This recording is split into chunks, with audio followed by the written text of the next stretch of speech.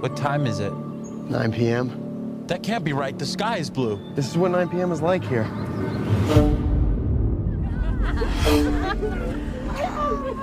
How long have you two been together? Just over 3.5 years. 4 years. Really? Yeah. What do you think? It's like another world. Tomorrow's a big day. Is it scary? What is it? It has special properties. What am I going through? We just need to acclimate. I don't want to acclimate. I want to go. Welcome to the latest episode of the podcast that wouldn't die. I'm your host, Kevin. With me, as always, is Aaron. Woo-hoo! This week, we'll be discussing the 2019 horror new classic, Midsommar, starring Florence Pugh and a bunch of Swedes. Is it horror? What's the definition of horror? Could this be like anthropologists have been National Geographic? Well, I mean, So if it was Jonestown, do you call that horror? What do you call that? This is basically Cannibal Holocaust, but in Sweden. And with a bunch of actors, except for one, who don't even have an IMDb. They're all Swedish. They still would have been out there. They would have at least made a film in Sweden. I guess not. Not in the Harga. I had heard great things about this movie, but I had never seen it. Had you seen it before? I have not, but it kept popping up. I mean, obviously, Amazon Prime paid some money for this because every time I try to go to Amazon, it's like, Midsommar. Have you seen Midsommar? Midsommar's everybody's watching it. Why haven't you watched it? Pretty much. Well, you know, it's written and directed by the same guy who did Hereditary. And yet, Hereditary was much better. Ooh, okay. How about that? Let's jump right in. Give us your 30-second summary of Midsommar. Boom. Here's my 30-second summary. And I knew what this movie's about simply by looking at the picture and the name. I said, clearly this is the Wicker Man. Right. Clearly this is the Wicker Man, and that's exactly what it is. Yeah. So instead of it's a rural area where people sacrifice people to, make sure that the crops grow. It's like some old pagan-y thing. They're using the runes. I mean, the only difference between this and the Wicker Man, it's not some island off the Irish coast or English coast. It's Sweden this time, and there's magic mushrooms. Right. Well, I mean, you can definitely, I don't think he even, shies away from the connections. No. I mean, clearly, if I was in this cult, I mean, they're so into their thing that they don't realize they need to be a little less heavy-handed with the horror if they don't want people just to run off screaming. I was thinking about that. Are you done with your summary, or can we? Yeah, boom. That's it. Boom. That's all you need to know. Let's jump right into the highlights. The first thing, like what you were just saying, the first day of the festival, right? First day of the festival, man. They're launching the 72-year-old elders off the cliff. Let me just say, before that, they're giving them the tour of the cult. So from this age to this age, you live in this house. From this age to this age, you do this. And she's like, well, what happened? And then, like, from this time till you're 72, you're a mentor. She's like, well, what happens after 72? And the guy gives the old throat slit with like a smile on his face, like he's joking. Oh, no, he ain't joking. You knew he wasn't joking? Oh, I knew he wasn't joking, but the rest of the folks seem a little confused. Yeah. Well, and that's the thing. It's like literally it's the ceremony. So clearly these two are 72 years old. And you can see that they're not thrilled about this. They're very stoic. Well, one of them... They're not weepy. They're not weepy or shaking or anything. I'll tell you what. If you go back and watch it, at least the woman, they were looking at each other with kind of like, oh damn. It's on. This is on. So it's not like, because the one high priestess or whatever she is, who you meet a couple of times, basically says like, oh, I hope, that I will happily, throw myself off the cliff when I turn 72. Like they're all happily walking off the cliff, but. And you're all happy to do it when it's hypothetical. Right. Tell me how happy when you're 71. Tell me then. Yeah. This is seems like that's her next birthday, quite frankly. I mean, okay, we have to. Oh, sweet Jesus!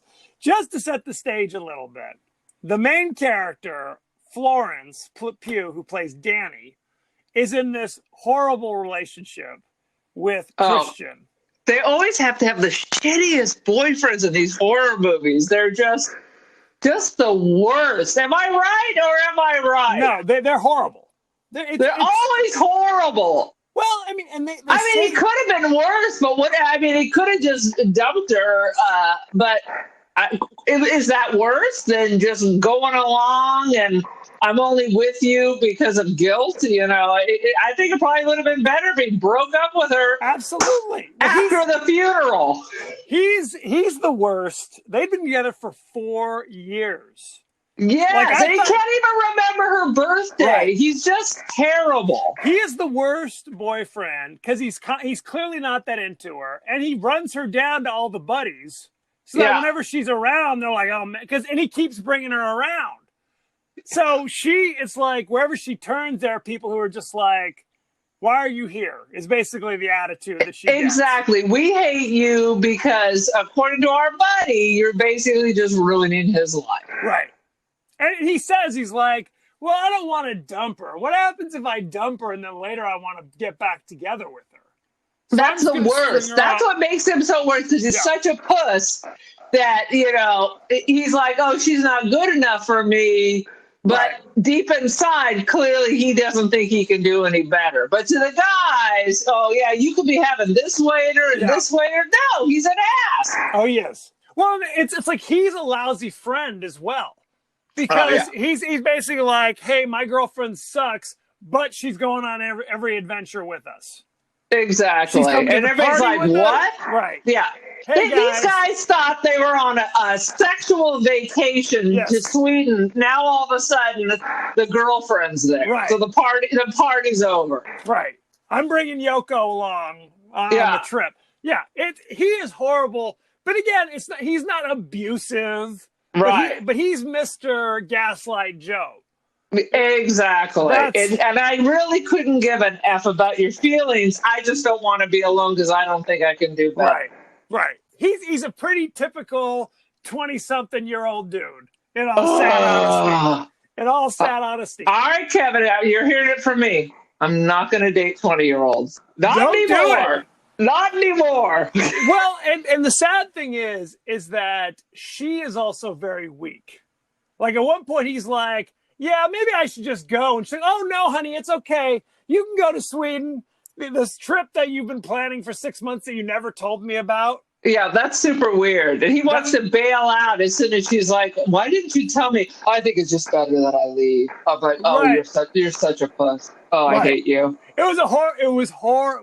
Like sets up the tone because that's the thing. Her sister just committed a murder-suicide. Oh, it was way too elaborate. It was way too elaborate, people. I don't know where you'd get a garden hose that long. Is she an engineer? One of her manic phases was she just spent a week up planning this? Yeah. Oh no. Well, and that's the thing. She did that carbon monoxide poisoning thing, where you stick the tube in the hose in the tailpipe, but it was like a split tube because one tube went into the parents' bedroom while they were sleeping, and one went into her bedroom. And it's like the second floor, so there's 1,000 miles of yellow hose circling through the house. Yes. Where were these fucking parents? They couldn't hear this 2 cars running downstairs. Did she drug them before? And the way that she has committed suicide is ridiculous. No one just takes a garden hose to your mouth. That would be a little much. That was ridiculous. Yeah. And I'm not a car guy, but my understanding is modern cars with catalytic converters, it's very difficult to kill yourself that way. Well, that's why you have two cars. There you go. You gotta get the old 78 Caprice Classic, and then you're in good shape. But anyway. Basically, the whole murder-suicide, all it shows is that she's vulnerable. I mean, we really didn't even need to have this. It's two things. It basically stops the boyfriend from dumping her before the trip. Because once again, he's off with his buddies, bad-mouthing her. Yes. And it makes her totally alone when she is in the Harga later in the movie, which kind of contributes to her choices that she makes later, in my opinion. Yeah, you know what I mean? Now she's an orphan. It's not like anyone's going to call if she doesn't come back. No one's going to know she's missing. Although she's talking to a friend on the phone who's bad-mouthing the boyfriend. Your boyfriend sucks, and you never hear a reference of her again. You know what I mean? Yeah, that was weird. Okay, so that's they're going to Sweden for, I guess, they're like working on their anthropology theses by studying bizarre and ancient cultural rituals. Is that what it is? Exactly. Well, that's what the that's what the one dude, Josh. Her boyfriend Josh. That's Josh was studying these summer festivals around Europe. Yes. Her boyfriend, what's his name? Steve? Christian. Christian. Which is an interesting name, by the way, for the purposes of this movie. So Christian, I don't know how you get into a doctoral program without having any idea what your thesis is going to be. So that's interesting. So I don't know if he's sharpening pencils for the other grad students. I don't know. So they're just going because they made this Swedish friend, as one does. So they're just off to go have an adventure. Right. Their Swedish buddies like, hey, we'll go to Sweden. We'll have a great old time. We can stop by my home village before we go on to Stockholm and total debauchery. Is basically the idea. There's also Mark, who evidently has no academic interest. He's just on the prowl. He's just a hanger-oner. Right. Oh, God. So, okay. They're there just in time for this ritual that only takes place once every 90 years. 90 years. Okay. You know what? That troubles me. Yes. Because that pretty much means, like, who's going to remember this in 90 years? They're so programmed that they act like this happens every year. Everything in this should be horrifying, even to the cult members, because there's no one there who was alive the last time it happened. Right. On top of that, listen to this. This only happens every 90 years, but they die when they're 72. Right. Is that just a coincidence? What only happens every 90 years? This is an excellent question. All sorts of excellent questions that are not fully explained. Every time someone turns 72, we got to go over and watch them pitch themselves off of the rock. And then if they don't die, we come with the giant hammer and pop their head like a zit. That was great. No. That was horrific. I think I bail at that point. I think I'm out of there. And that's right. I'm taking the truck to town when I'm 71. Yeah. When they arrive, they meet, Pelle, who's their Swedish buddy, takes them to the village. They meet Pelle's brother, Ingemar, who has also brought some friends from the outside. They're from London, and that's Connie and Simon. Right. Connie and Simon are like, we are freaking out of here, which makes a hell of a lot of sense. Yeah, of course. Day one, we're committing ritual murder on two crazy old coots. And they're like, we're out of here. No, it's not murder. They're watching a suicide, right? You're right. As part of the ritual, the people jump off the ledge, crash down in the rocks. But if you survive, which the old man does, then the dude comes up with the giant hammer. Literally, the job. He wasn't going to survive for long. That was just like a mercy killing. Right. And then everybody took a turns whacking at him. Yes, it was horrifying. Everybody, if you were there, you'd be like, I'm fucking out. But no, everybody waits while the second person jumps off the cliff. It was literally like that scene from Airplane where the woman's hysterical on the plane and people are lining up to smack her. It was that thing. It was a parade line of people coming up with the hammer to whack the dude in the head. Until there was nothing left. It was so gross. Simon and Connie are screaming, cursing, like, oh, God, no. The Americans seem bothered by it, but not nearly as much. But she just had her whole family's killed. Yeah. She had an apathetic expression. And again, her boyfriend could give a F. Yes. Yes. Oh, yeah, sorry. And then he just starts talking. He only cares about himself. So Connie and her fiance are the normal people of this crowd. Yes. They are because you know why? They're not Americans. They're British. This is another Americans are terrible story. I don't disagree. And the thing about this movie is all the Swedish people in this village are all presented as very amiable and harmless. Right. So loving. So you're like, there's no concerns about this. I mean, this all seems cool. There's a lot of magic mushrooms, though, for such amiable people. Yes, there's a lot of drink this, don't ask no questions. Yeah. That's going on. Connie and Simon disappear. Boom. Allegedly, Simon leaves without Connie, which is always a red flag. And she immediately was like, no. Yes. She was like, he never. People. Of course. That's why they had to go first. Because she's like, no, he would never just leave. She knew immediately. And you'll notice, like a couple of scenes later, you can hear a woman screaming in the distance. Hear a woman, and none of the Americans really are that bothered by it. They're like, that's kind of weird. Anyway, yeah, the one knucklehead dude was like, and then just went about his business. Right. A scream from the forest loud enough for everybody in the entire compound to hear. And nobody reacts. Uh-huh. Nobody. Ridiculous. So, the other thing I got to talk about is their friend who was actually there to work on his doctoral, who knew this was happening. Yes.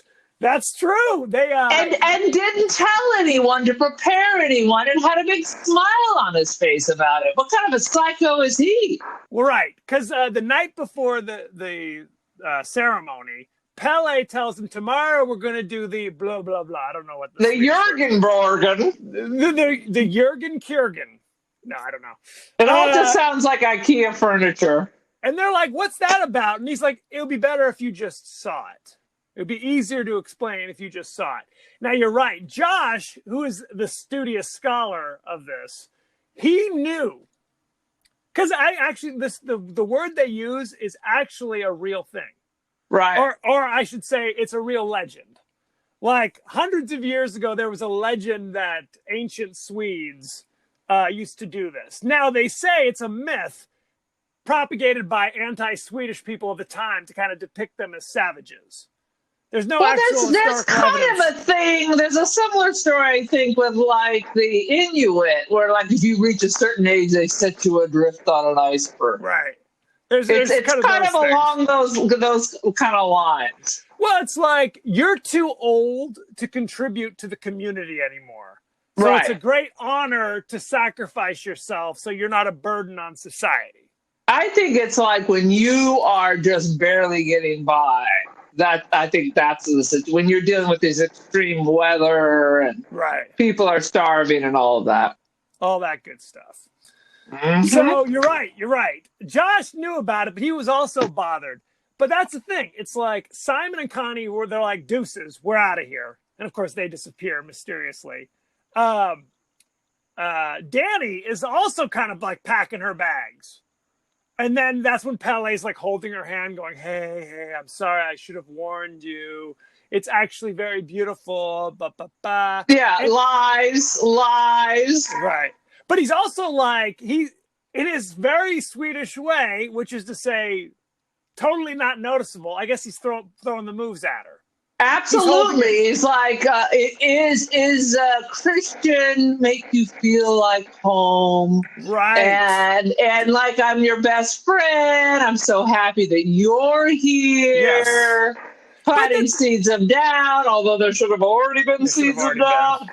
But the thing about it is, he's not being lecherous with her. It was literally like, I thought he was just comforting her. Right. Because of the horror she just saw. But she picks it up immediately. She's like, they're cold-blooded, man. They're cold-blooded. She's like, hey, I'm with Christian. And he's like, does he make you feel held? Does he make you feel like you're part of a community? I don't know. I'm doing Arnold Schwarzenegger. Does he make you feel like Swedish, Austrian, you know. Something like that. Vietnamese, it's all the same. Right. Totally. I love Vietnamese. So he's putting the moves. And meanwhile, Pele's little sister, Maya, who just turned 15. Oh, you're coming up to my favorite scene. May I discuss? Please. So, the 15-year-old or whoever, how old she is there. We're led to believe, I believe she's had her period. So there's a giant banner that they noticed that shows like a girl likes a boy. In the next panel, the girl is picking flowers. The next panel, she sleeps on it and dreams of the boy. The next panel is she's cutting off her pubic hairs like she's cutting wheat down in the field. The next panel, she's collected a cup of her menstrual period. The next panel, she's baking it in a pie, and now she's marrying the dude. Right, he's hypnotized after and Connie, and they get married, and she has a baby. Connie walks by and makes no comment. I would have been what the hell with the close-up of the black pubic hair on the Swedish people? I don't know if they see that side of the tapestry or whatever, or if they're just on the other side. Because you're right. There should have been somebody being like, what the F is this? And Connie would have been all, what? Is this ancient porn? What is this? Oh my God. And of course it takes me back later on in the movie when the one dude is eating a hair pie and pulls out a full curly Q. And then you'll notice his drink is a slightly pinker tinge than everyone else's. It was a horror show. It was a horror show. I was like, you saw that, and then later on that tapestry, there's no confusion. You're like, no, boom. Yeah, it was in your face. It was in your face. It was not subtle. It could have been a little bit more subtle. I mean, it's not like you didn't know exactly what was going to happen in this movie, even if you hadn't seen The Wicker Man. It's just very heavy-handed and obvious. Right. Yes. Well, you go into it knowing, maybe not the specifics, but you know this village is bad news. It's not going to go that well. Nobody was picking up their books at college in the fall. Right. That's basically what. I don't think you're finishing your thesis, pal. That's right. You might as well just relax now because it's not really going to matter. Well, and it's hilarious because they go over and walk by the tapestry and they're like, what's up with the bear in the cage? And Ingemar's just like, yeah, it's a bear in a cage. Moving on. Yeah, it's just a bear. Whatever. Not hair pie, but what about the bear? What's happening with that? Okay. Anyway. Oh, God, you're right. Horror. That's all you're going to think about. Next time you go to Applebee's, you'll be like, what? Yeah. There's another scene, and I thought this was important, but clearly it wasn't that important. In all like the posters I saw, in all the ads I saw, the crazy mutant albino hunchback, you know what I'm saying? It's like that. I thought that was a crucial part of the movie.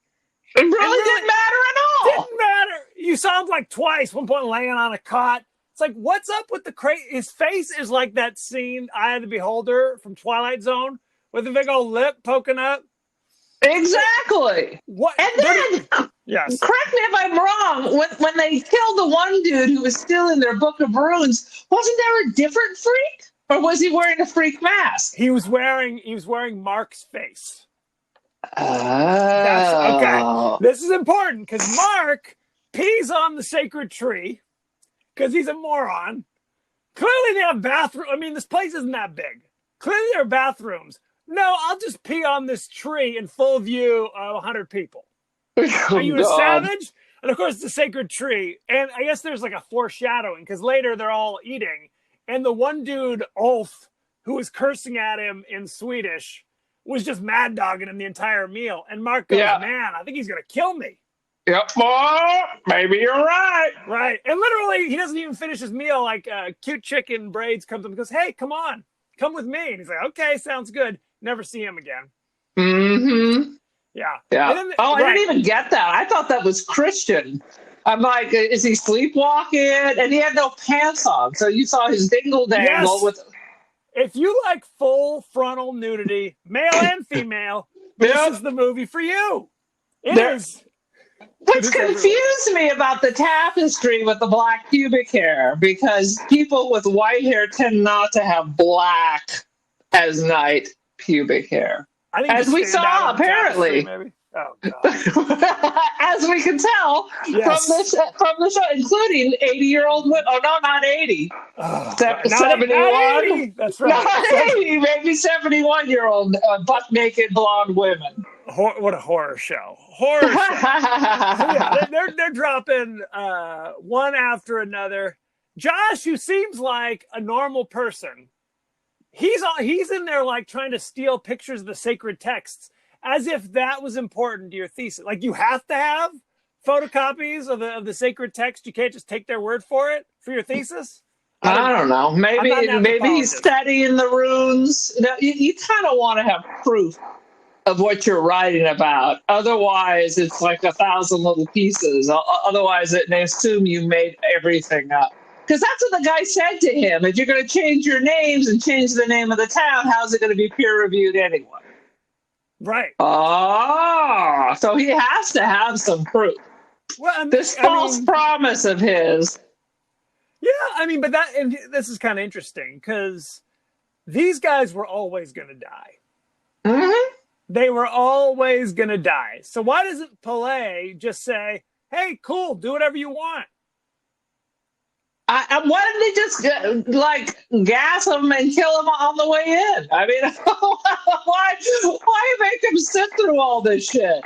Right. What if Mark had been perfectly well behaved the entire time? Yeah. What happened? It doesn't matter. They were always going to die. Exactly. What if Connie and Simon were like, hey, cool. We're cool. We don't need to go anywhere. I mean, that's the question. In the end, they were a sacrifice anyway. Yes. They were going to be a sacrifice one way or another. Nobody was ever going to leave. Right. Now, it seems that Christian and Danny could have survived to leave at some point. Possibly. Yeah, but she was pissed, though. She did. As far as we know, she's free to live there, and it seems to be happy as a clam in her delirium. Right. But I think she chooses to stay. She chooses to stay, absolutely, because now she's just batshit. So, but yeah, she chose to have Christian put to death. She had a choice at the end between Christian or one of the local yokels, but after she walked it, spied him, and myself, I would have kicked that door open going, what the hell? None of this. I'm peeking through the hole, and now I'm upset. I would have kicked that door open and going, get the hell here. Now, here's my question to you. Yes. Would they hadn't drugged him repeatedly? Because they were like, giving him some secret stuff to drink, and then like, here, inhale this, and they were doing all this stuff. I don't even know how he performed. I mean, literally had like an 80-year-old, not an 80-year-old, a 70-year-old woman pushing his butt to make him hurry up and finish his biz. Wrap it up, big guy. I don't even think he ejaculated, because when he got off of her, he made no expression like he had an orgasm. He just kind of rolled off. Would he have done what he did had he not been under the influence? He was already sniffing around. He was kind of looking at her because she was kind of looking at him. I don't know if he would have done it had he not been under the influence. And here's my other question. If Danny would have known that they had drugged him for this purpose and this purpose alone, Right. Would she have? I mean, let's be honest. He still didn't need to be burned alive. None of his crimes were like, capital punishment. We got to burn that dude alive. Now, you have to remember, though, that she is also as high as a kite. That is true as well. And you think, like, there's that weird maypole dance competition. Yeah. Do you think that was set up so that she would win? Like it was. I would think so, because it seemed like even before they left for Sweden, she was some kind of chosen one. They needed some fresh blood. Right, and they said that. They kind of did a bait and switch when she comes up to Christian and tells him that Simon has disappeared, is left without Connie, and that's strange. He kind of gives a perfunctory, oh, that's a shame. And then continues this conversation with the village elder or whatever. Yeah, could not give a damn of her distress. Right. Yeah. So they zoom in on her face with her reaction. But if you listen to what he is saying, or what the elder's saying to Christian, it's very much like, we have to bring in outsiders from time to time so that it's not too inbred, basically. So it's almost like they're trying to slip one by you. Right. So, and here they are. Right. Although I don't know why they're breeding. That baby was crying all the time. You got a whole village to rock that damn baby. Every night, baby's crying. I would have been up going, give me that freaking baby. I'll hold it. Right. Taking sleeping pills every night so I could sleep because there's a streaking baby. And she's the only one who seems to be bothered by it? Right. Well, if she's like, give me a pill. Exactly. What was fun competition is people were falling, like, it was literally like the Three Stooges. People running into each other at one point. I can't even dance anymore. My goodness. So it seems like it was set up so that she would win. But that's the other thing. They didn't want her to see that what her boyfriend was up to. Right, because they knew it was going to be a problem. So it seemed to be a way just to get rid of her for a while. But it's like, because I don't think she liked him to burn if she hadn't seen him. Hey, but they gave her a choice. So there was always, it was them setting him up for execution. That's what you think, but it's hard to say because they were setting him up to be the mate for little Maya. That was definitely the plan. I mean, he did his duty. It doesn't seem like there's couples here. No. There's no couples. This is like men here, women there. Having a baby, having sex has to be approved. Right. It's not like a hippie commune where people are jumping from bed to bed. It's like, it's very specific how they do it. So really what they would have wanted, so he's done his duty for the one girl. Yes. But really they would want to have the Christian and his girlfriend have a baby. That would be not related. No, that wouldn't serve the purpose. But that would bring new blood to the area versus you're still a little diluted with him having sex with the locals. Right. You still got some crazy in there. This movie is bonkers. Are there any other? Wait a minute. And every 90 years, when do these new people just show up? Do they go out and do this? In the cults, they call this flirty fishing, when they go out to lure people in. Does this happen all the time? Or is this every 90 years they have one new baby? I mean, there was just a baby. So who are the parents if you can't really breed with each other? Who the hell knows? You're really, they needed the two of the outsiders to have a whole bunch of babies. Yeah, that would be the fresh infusion. But I mean, does this happen every year?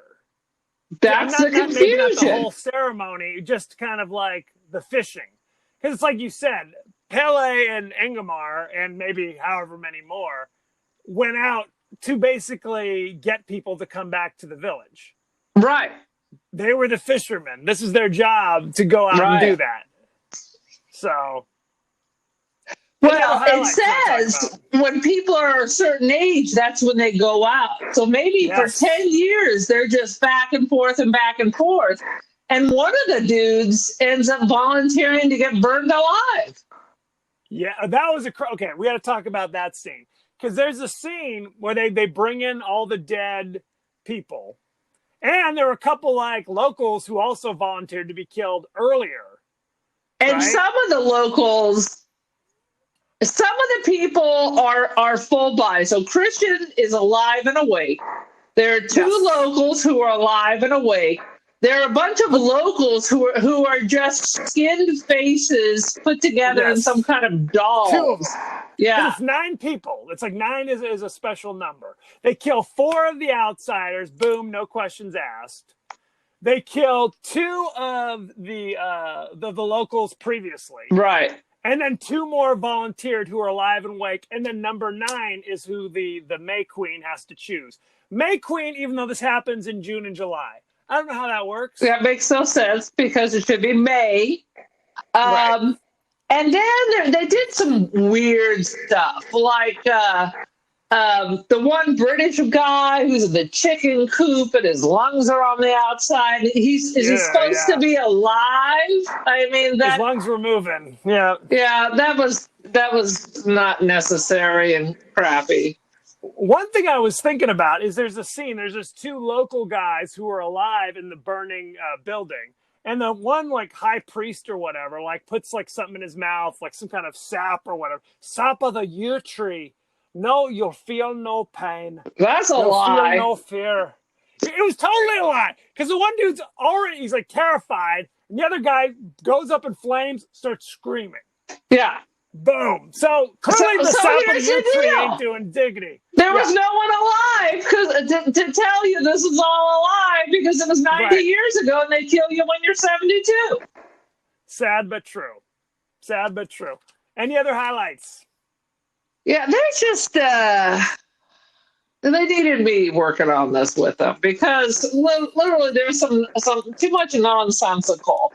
I mean, there were parts of it that were very interesting. You know, like when she saw him through the peephole having sex with that girl with all the old crazy people around, and she went back. I was watching. Everybody starts making the same sound she's making. That's a big thing they do. Yeah. Like they all like share in whatever the emotion is. So when the dude falls off the cliff is still alive, like screaming, they all start screaming. It was interesting. I think I read briefly. It was something about it's the way to experience grief. So I don't know if this is her way. Are they trying to say this is her way of processing the grief of her parents and her sister? But I thought, well, they were all like screaming with her. Like if I was in that deep kind of pain, I might find that, I don't know, reassuring or comforting that all these people are also kind of in there with me at the same time. Irritating and insulting. I don't know, man. It was it's like they all have to experience. That's a really kind of interesting thing in this little culty thing that I thought interesting. The way they are all experiencing these strong emotions together. It's probably very bonding, which is why they're not breaking free. Even the Amish, run off, but not here. You ready? Let's do some behind the scenes. You ready?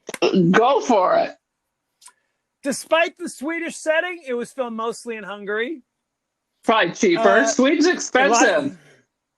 The Americans, only one was actually an American. The rest were English or Irish. Do you know which one was an American?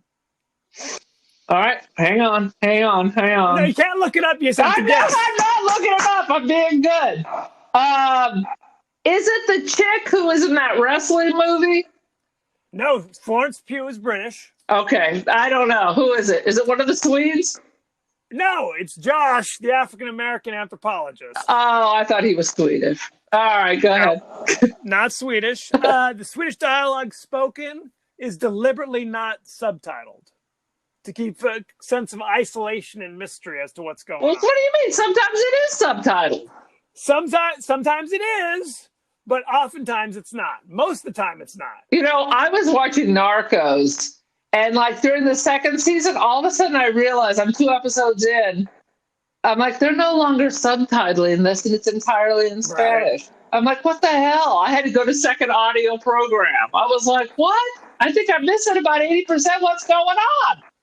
Go ahead. When this film was released in Sweden, rather than eliciting fear in the audience, many people laughed. Swedish critics praised the film as an excellent black comedy. Oh, those Swedes. They're darker than we think. It's not all just pushing old people off of cliffs and never going to sleep in the summer. That's not all it's about. That's part of it. And building diabolical IKEA furniture. Yes. In the cut scenes, the Connie was drowned in the river, which is why when you see her corpse later, she looks all bloated and weird. All right. Pele is actually the one who bashes Josh in the head. When he's stealing. Ulf, the guy who is yelling at Mark for pissing on the sacred tree, is actually murders Mark in the woods, and he's actually the one wearing the face when they come in to see Josh. All right. All sorts of good stuff. Ulf and Angemar is Pele's brother. He volunteers, and Ulf is the other guy who volunteers. Okay. To be murdered. Let's see. Go ahead. I'd never be good in a Trump. I am not volunteering. I'd be like, I'm going to pretend to hurt myself so I'm not the May Queen. And then I'm going to disappear when I'm 71. I'm not doing it, for God's sake. I'm not doing it. Florence Pugh, this was like the breakout year for her. She starred in this. She starred in Little Women. She also starred in, like you said, Fighting with Your Family, that wrestling movie. Oh, my God, which they billed as a comedy, which it was not. I thought it was pretty good. You didn't like it? Not so much. I saw it at the frickin' theater, too.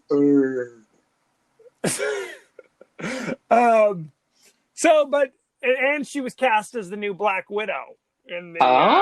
Boy, she's rocking and rolling. She's all over the place. Yeah, I guess so. For behind the scenes. You want to talk about the cast?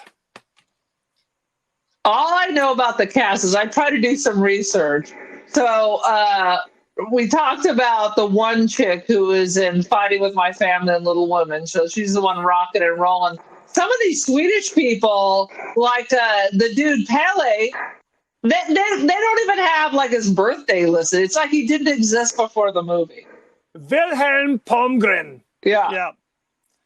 That's it. They picked him up in a van on the way to the set. Wouldn't shock me. He was quite good. He was very good. See, the guy who played Christian, Jack Rayner, he was in Transformers. Yeah. Age of Extinction. I don't know. He kind of looks like the dude from Parks and Rec who became like somebody else. Chris Pratt? Yes. I liked him better in Parks and Rec. In my opinion. He has a Park and Rec vibe to him. Could be. In my opinion, the biggest star other than Florence Pugh was William Jackson Harper, who played Josh. He's in The Good Place. He's like one of the main characters in The Good Place every week. So he's cheating. What's The Good Place? You've never seen that show on ABC? It's from the guys who do Parks and Rec and No. The Office. Yeah, it's a comedy. Good. And did you notice that they did kind of a nod to Motel Hell? Speaking of Josh, yes. They say Motel Hell, don't they? Did they? I think so. I missed that. At one point out in the garden, you see poor Josh's foot sticking up out of the garden. Yes, exactly. The guy who played Mark is another English actor. He's famous for Maze Runner, We're the Millers, Chronicles of Narnia. Yeah. He did a few things. He did a few things. I think that's about it. Yeah, his whole role is just to be your knucklehead friend. I got nothing else to say. I mean, is it worse than any of the Wicker Men? I can't say that. No, I mean, I'll tell you what. I did not write any notes for the longest time. I was really kind of into it early on. Yeah, I was excited. I'm like, okay. I didn't write any notes until pubic hair, blood magic. Yes, that's what. Yes, when the tapestry popped up, then I was scribbling copious. When the homies are falling off the cliff, notes. And there was notes all over the place. Americans ruin everything. Oh, and the cult members, they took pictures. Their camera was a Hasselblad, which is like a $2,000 camera. So the cult's doing all right. Not too shabby at all. Not too shabby. It's the same camera from that old Elvis Costello album where he's standing there and there's a camera, this year's model. Yep. And anyway, there's camera trivia for you. He's my good friend and I like him. But Danny, do you feel held by him? Do you feel him? Does he feel like home to you? I'm telling you, Pelly was kind of hot. I might have to break my not dating people 30 years younger than me rule. Well, he fit right into only dating people who live 4,000 miles away. So he checks that box. He definitely checks that box.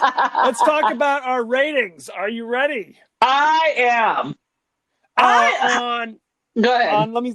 On Rotten Tomatoes, it's 83% fresh. That seems high.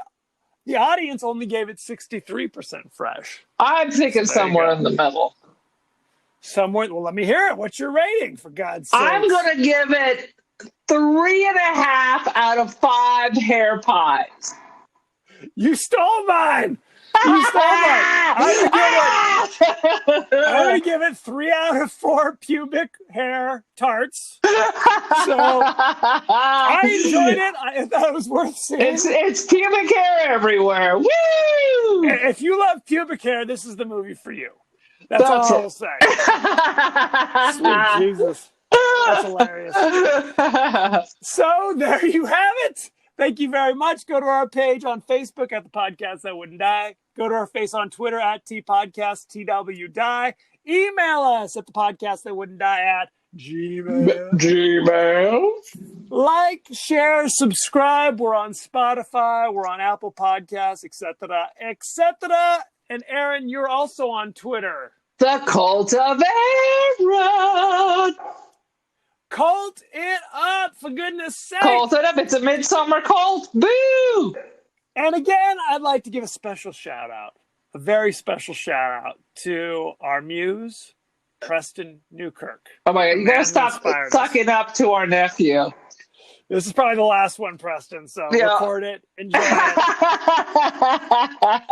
So thank you very much, and be well. Be well, my children. Don't eat a hair pie.